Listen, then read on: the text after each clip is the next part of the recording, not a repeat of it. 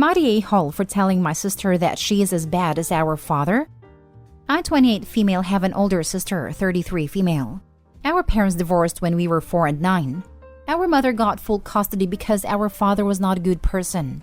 Then our father kidnapped us, and from 4 to 16 I lived with her and our father in cult.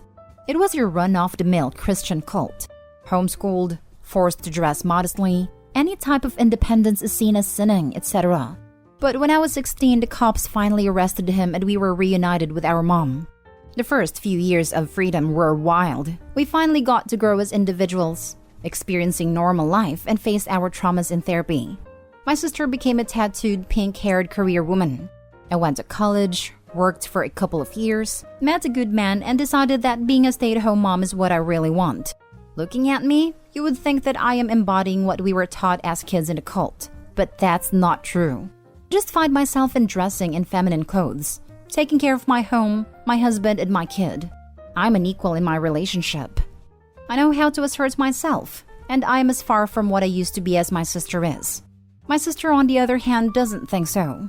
She takes every opportunity we meet to try and save me. She tries to convince me to leave my husband and my kid, pushes me to get a job, tries to force me to go clubbing with her, tried to force me to get makeovers, etc. I finally had enough yesterday. She made a dating profile for me on Tindr, and she has been chatting with a guy and had set a date already. I was furious. So we got into a screaming match that ended up with me telling her, "You are exactly like Dad. You are both trying to change me to fit the idea of what you think I should be." She was shocked, didn't say anything, and just left. Her partner told me that she had an anxiety attack and is ramping up her therapy sessions. And now I am feeling like an a-hole. Not an a-hole. What you said is exactly right. She wouldn't listen to you before. Sometimes it takes a verbal slap in the face with reality to get through to someone. Something that I've learned: the people who visibly rebel the most tend to be the ones who are the most similar to what they're rebelling from. The sister embodies this intensely, given her need for control. I agree, and for this reason, I'm actually gonna go with no a-holes here. OP, first, I'm really glad you're both out of that situation.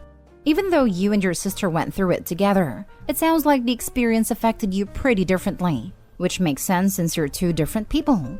Based on what her partner told you about your sister's reaction, it sounds like her identity as the rebellious one is actually pretty brittle, sort of like an emotional exoskeleton.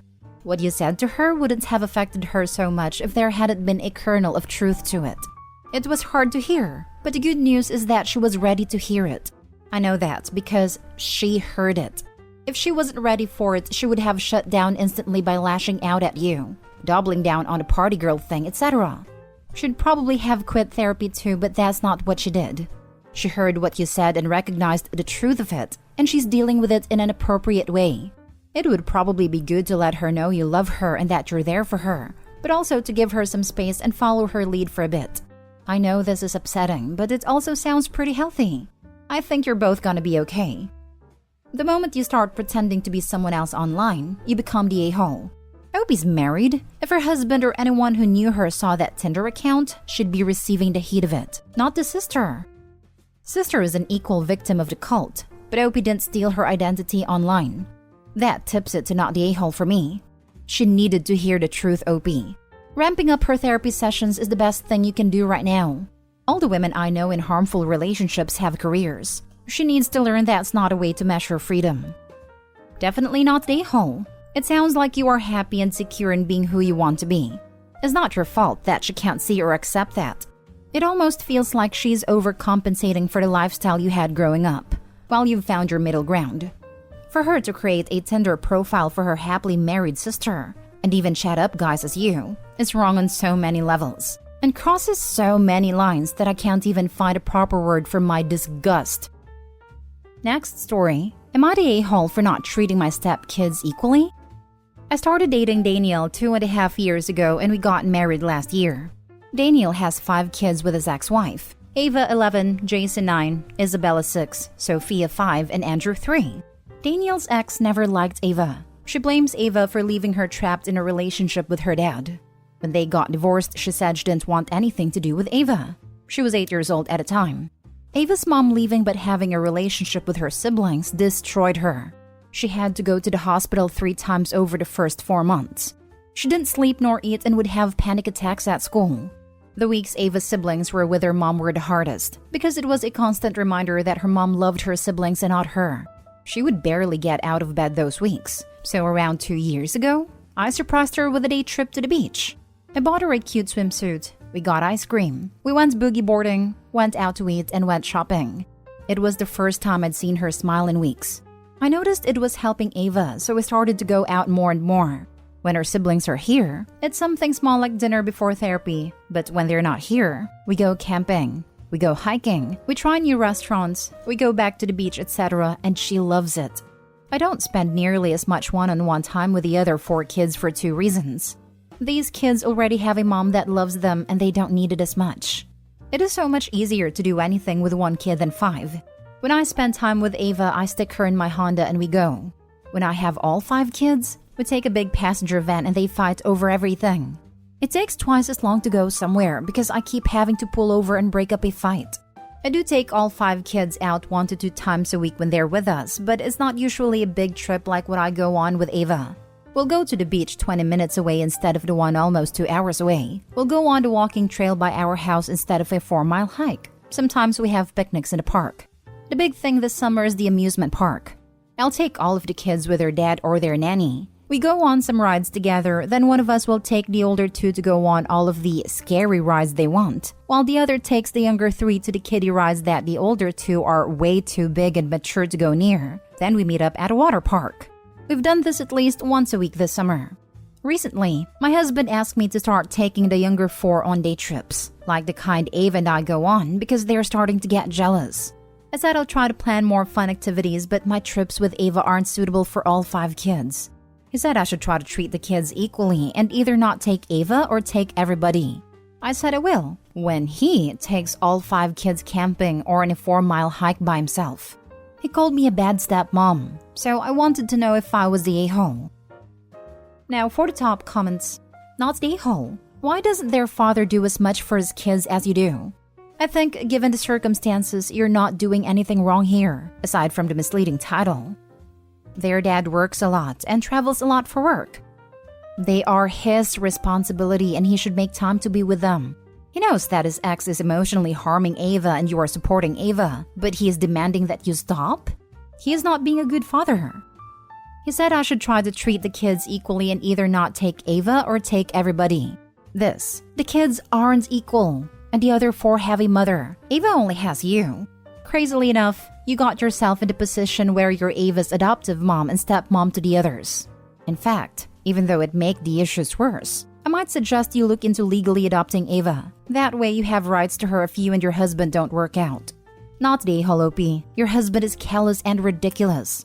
You need to have a serious talk one-on-one with the others. See if you can nip this complaining in the bud, if he's telling the truth. And this isn't originating with the ex as another way to destroy Ava. Not the a-hole.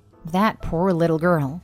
You may not have come up with a perfect solution for helping this child, and it may be unfair to her siblings, but you are putting a hurting child first. She's lucky to have you.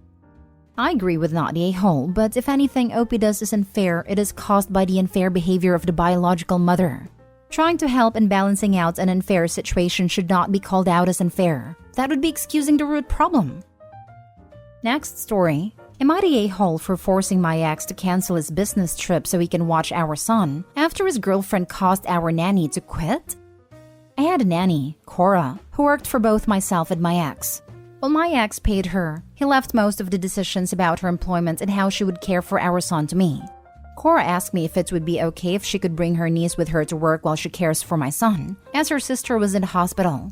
Her niece and my son are both close in age, so I thought it would be nice for him to have a child to play with. And Cora has honestly been a lifesaver for the 2 years she's worked for us.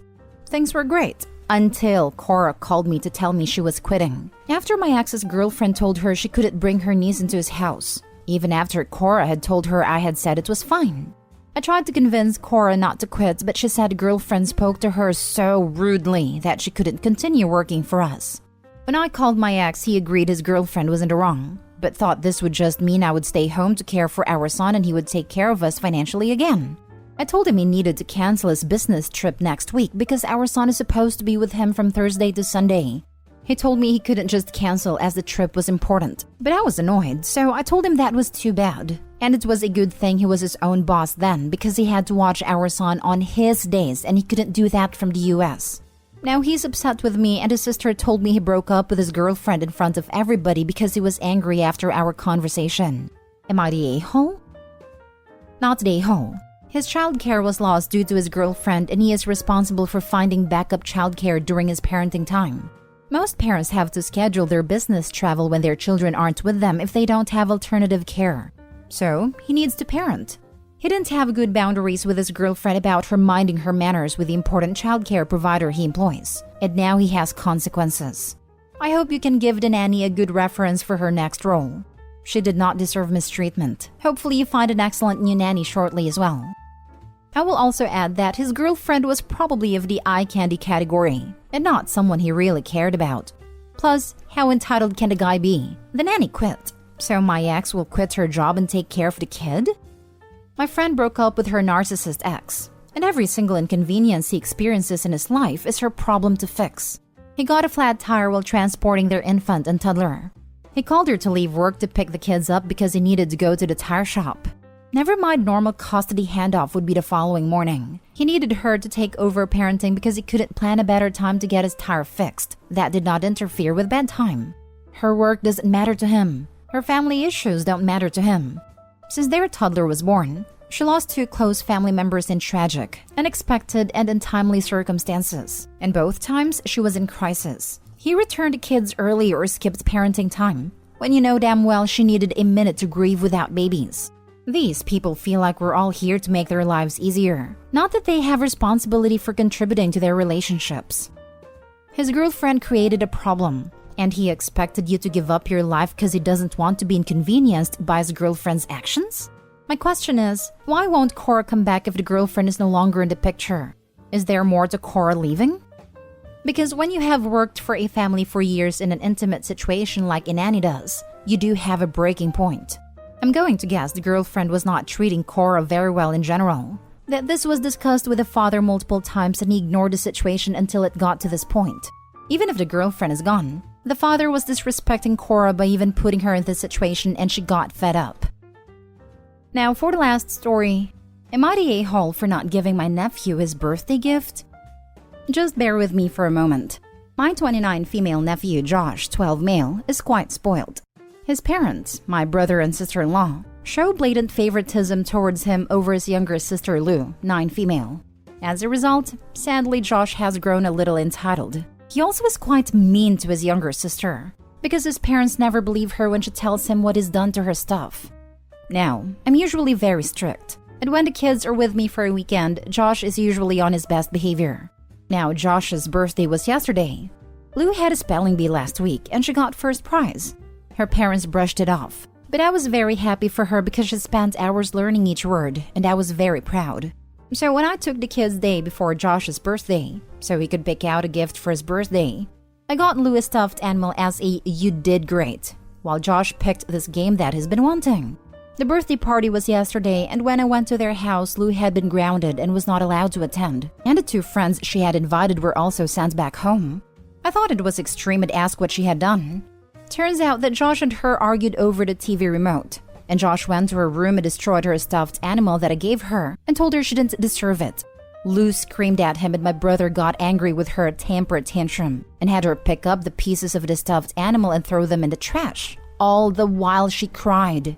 She was then grounded. By the way, Josh's best friend was the one who spilled the beans to me and also told me that Josh goaded his parents into the punishment.